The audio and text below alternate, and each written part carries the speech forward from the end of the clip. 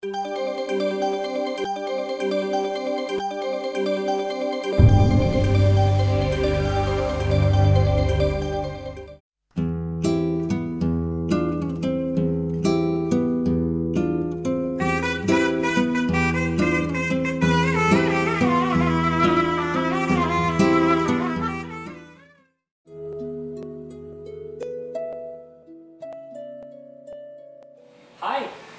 have a seat. Thank you. Where is Abhi, uncle? Abhi is there. Abhi!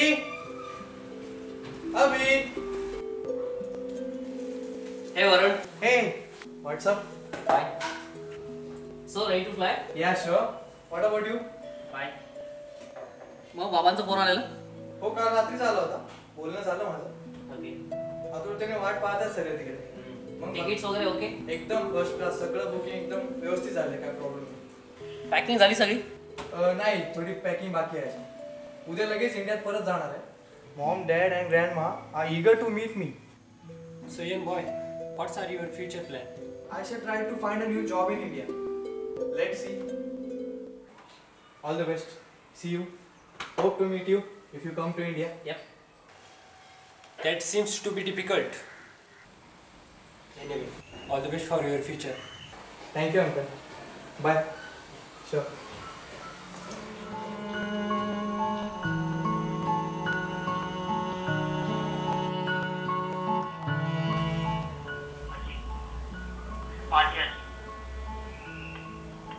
कशी असेल ती? इतक्या वर्षात मी तिला विसरून गेलो. मी इतकं स्वार्थी कसं झालो की माझ्या आयुष्याचं तिचं अस्तित्वच मी पुसून टाकलं.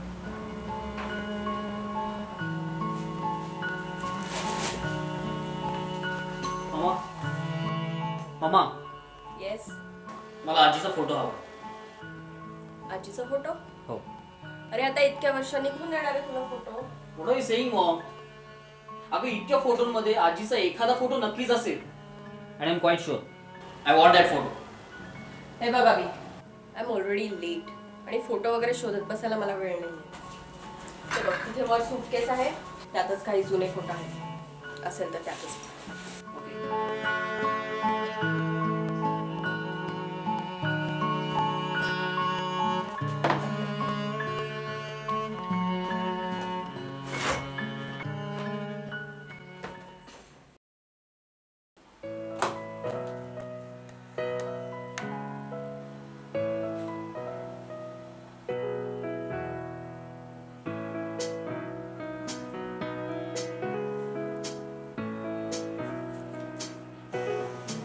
हा फोटो रोहन म्हणजे माझ्या बाबांचा फोटो.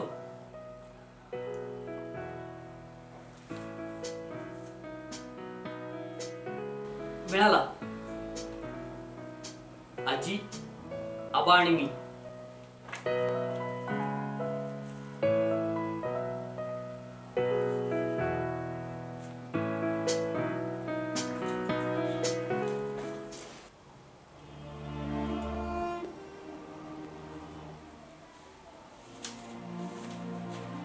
अरे ही तर आजीची पत्र आहेत, मला लिहिलेली.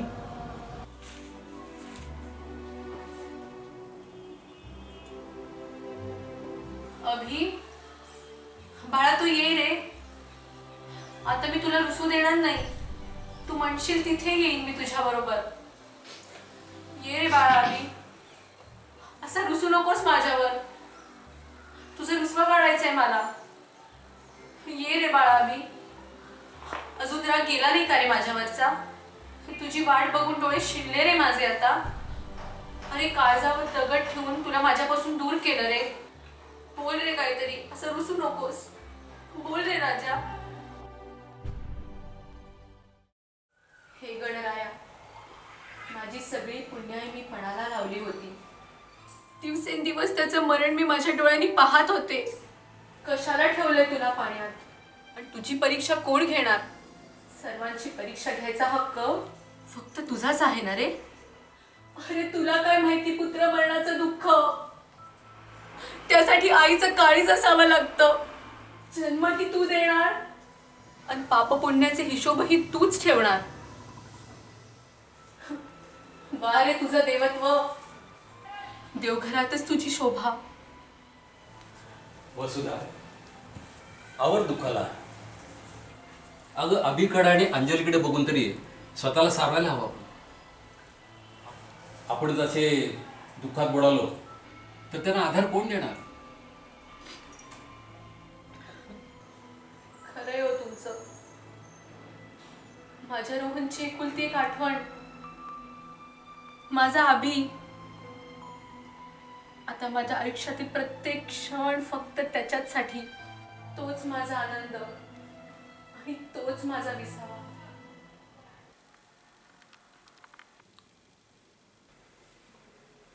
आई, बाबा, मला तुमच्याशी काही बोलायचंय. अगं मग बोल ना, आमच्याशी कसला आडपडदा? तुम्हाला माहितीच आहे, माझी कंपनी US आहे, त्याची मेन ब्रांच US ला आहे. मग कंपनीचे CEO दर 3 महिन्यांनी व्हिजिट देतात आणि 3 महिन्यांपूर्वीच त्यांनी मला प्रपोज केलं. ते बॅचलर आहेत, मिस्टर देशमुख. अगं काय सांगतेस काय तू? हो आई, आणि कालच मी त्यांना होकार दिलाय आणि आम्ही रजिस्टर ऑफिस मध्ये जाऊन लग्नासाठी नावही रजिस्टर करून आलो. अगं अगं पण आम्हाला. मला माहिती आहे, तुम्हाला असं वाटत असेल तुम्हाला न विचारता मी असा तडकाफडकी निर्णय घेतला, पण मी गेले 3 महिने खूप विचार केला. रोहनला विसरणं मला शक्य नाहीये, पण त्याचबरोबर अभिच्या भविष्याचा विचार करणं मला गरजेचं होतं आणि म्हणूनच मी हा निर्णय घेतला. माझं काही चुकलं तर नाही ना बाबा? नाही नाही बेटा, तुझा निर्णय अगदी योग्य आहे. खरं तर हा विचार आम्हीच करायला हवा होता.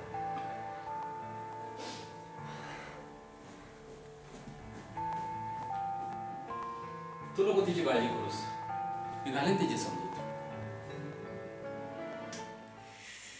चल अभि, सामान आवरलं पाहिजे ना आता. कुठलं सामान आजी?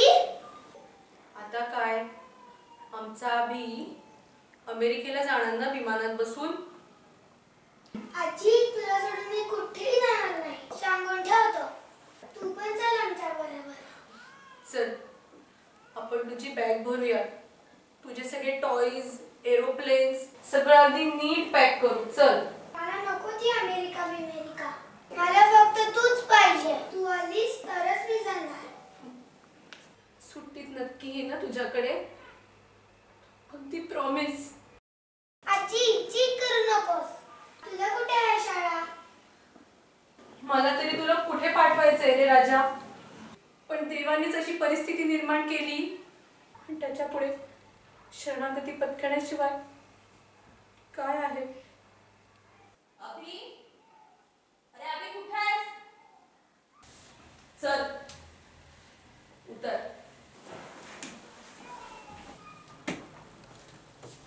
बस इथे.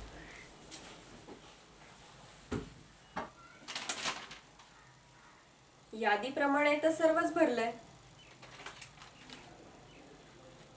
अभि, अरे अभि, अरे लक्ष कुठे तुझं?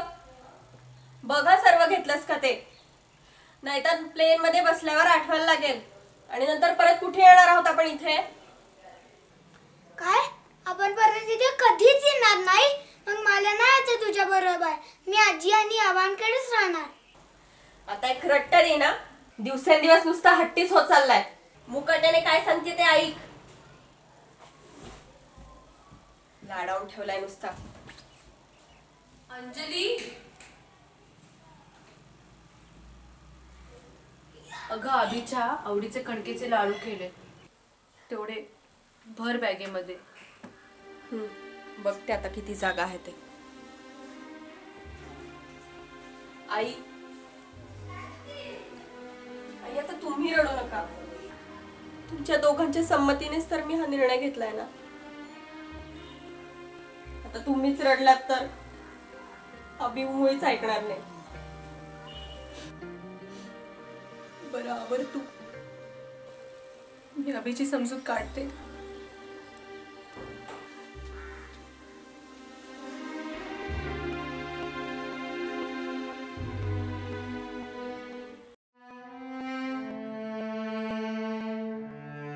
हे काय वसुधा, 2 दिवस झाले तुझ्या डोळ्यांना खळ नाही.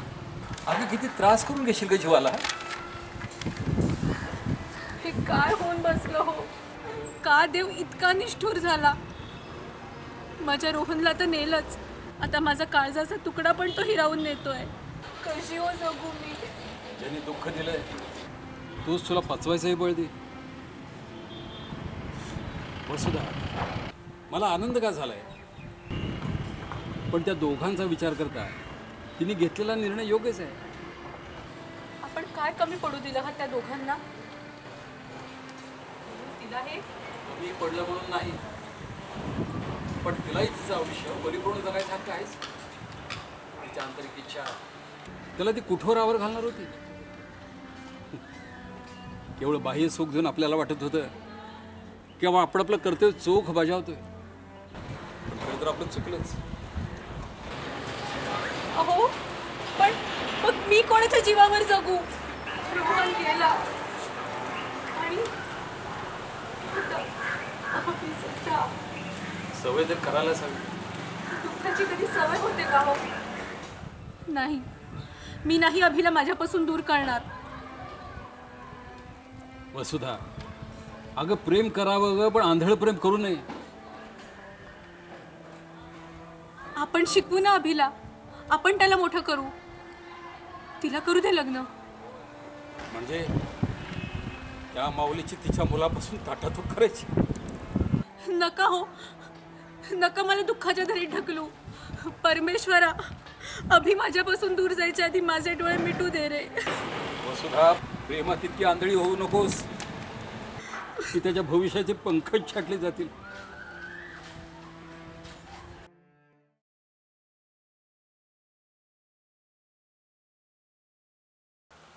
अगं टॅक्सी आली. अंजली, टॅक्सी आली बघ. रखमाला सामान खाली आणायला सांग. बाबा, अहो अभि कुठे दिसतच नाहीये. अगं वरच असेल बघ. वसुधा, तू बघितलेस अभिला?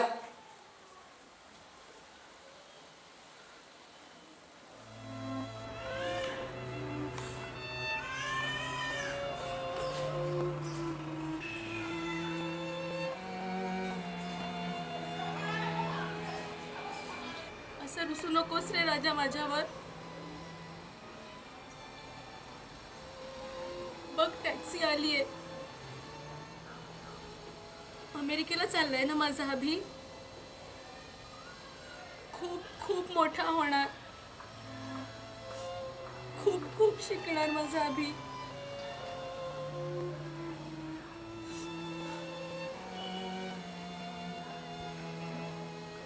मला माहिती आहे आजी, तुला मी नकोच आहे. जातो मी तुझ्याशी कट्टी. कधी कधी बोलणार नाही.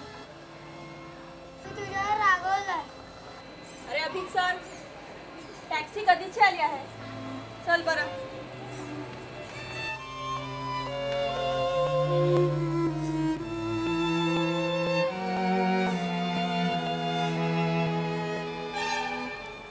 चल वसुधा, त्या निरोप द्यायला चल. तुम्ही जा, मी नाही येणार.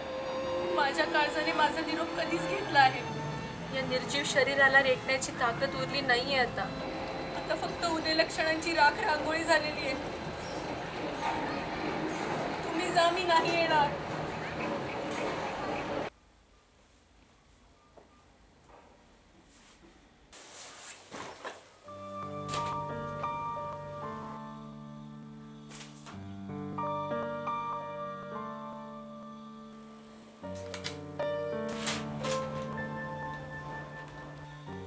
Hey mom, I am leaving for India. आजीला भेटायला.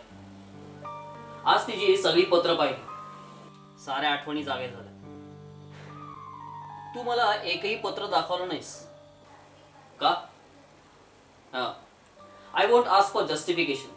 कदाचित तू तुझ्या जागी योग्य असशील, पण जिला माझ्या आधाराची खरी गरज आहे तो आधार द्यायला मी निघालोय. बाय.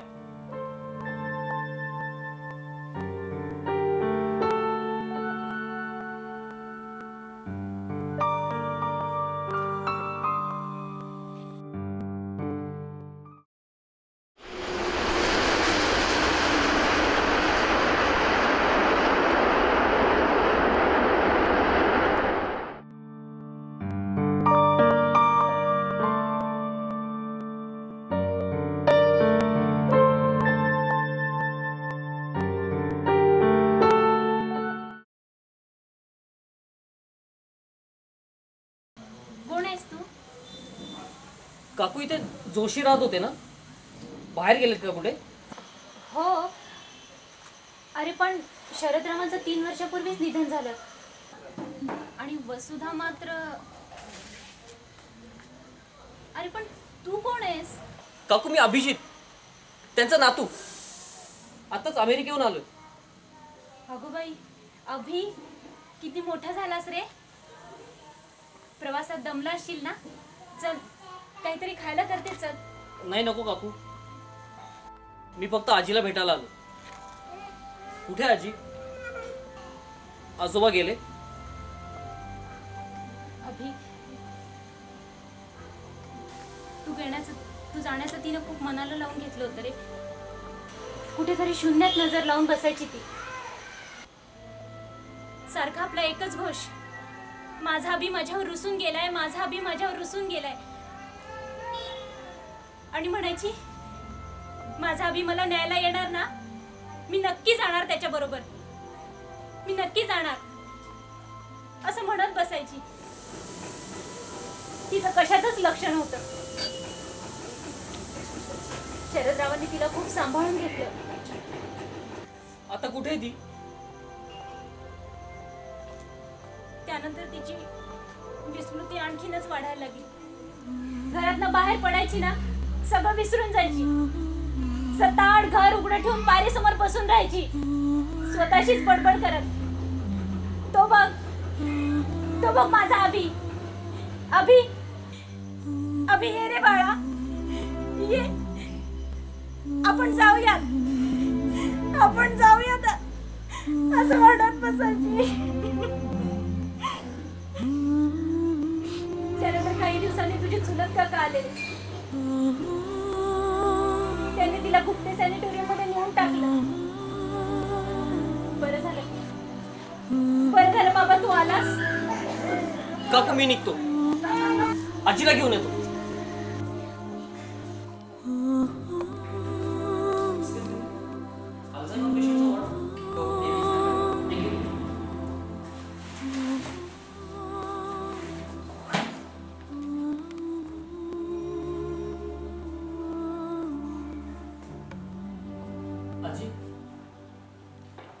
आजी मी तुझा अभि, तुला न्यायला आलोय.